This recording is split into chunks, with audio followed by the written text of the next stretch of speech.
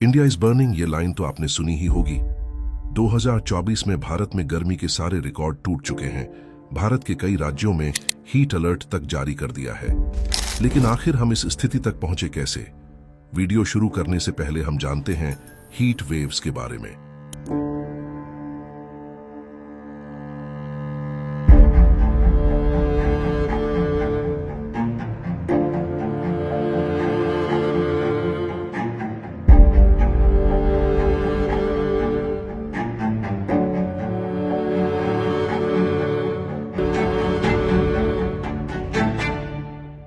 Heat waves वह स्थिति होती है जब किसी भी क्षेत्र में लगातार 3 दिन से ज्यादा तक तापमान औसत तापमान से ज्यादा बढ़ जाता है। और जब ऐसा होता है तब वायुमंडलीय दबाव के कारण आसमान में बादल लगभग हट जाते हैं, जिसकी वजह से सूरज की रोशनी सीधा जमीन पर पड़ती है, जिससे जमीन और आसपास का वातावरण और भी गर्म हो जाता है।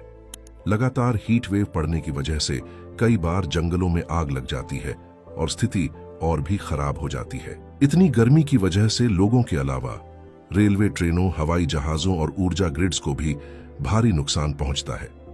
यहां तक कि भारत के दक्षिणी राज्यों के अंदर जब यह हीट वेव ह्यूमिडिटी के साथ मिल जाती है तब स्थिति और भी खराब हो जाती है।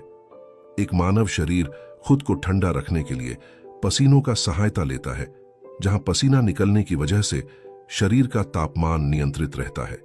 लेकिन जब ये हीट वेव्स नमी, ह्यूमिडिटी के साथ मिलती है तब मानव शरीर खुद को ठंडा नहीं रख पाता, जिससे हमें और ज्यादा गर्मी होने लग जाती है। इस साल राजस्थान के कुछ शहरों में तापमान 50 डिग्री सेल्सियस से भी ज्यादा चला गया है। ऐसे में जमीन का सारा पानी सूखने लगता है और धीरे धीरे पानी की समस्या भी पैदा हो जाती है।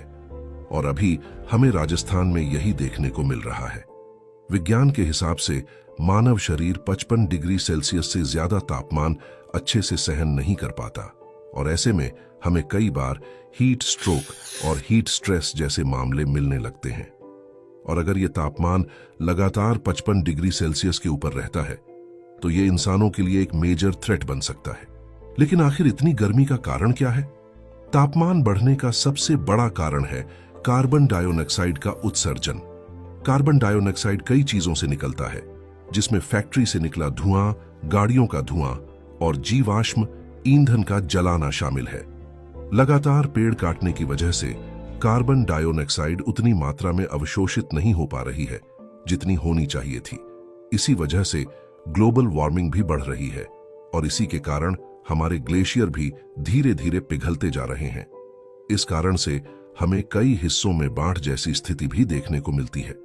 लेकिन क्या हम इसे किसी तरीके से रोक सकते हैं? अभी तक तो यह चीज मुश्किल नजर आ रही है। मानव जनसंख्या बढ़ने की वजह से भविष्य में और भी ज्यादा पेड़ काटे जाएंगे और शायद हम कुछ ही साल दूर हैं जब भारत में औसत तापमान भी 50 डिग्री सेल्सियस हो जाएगा।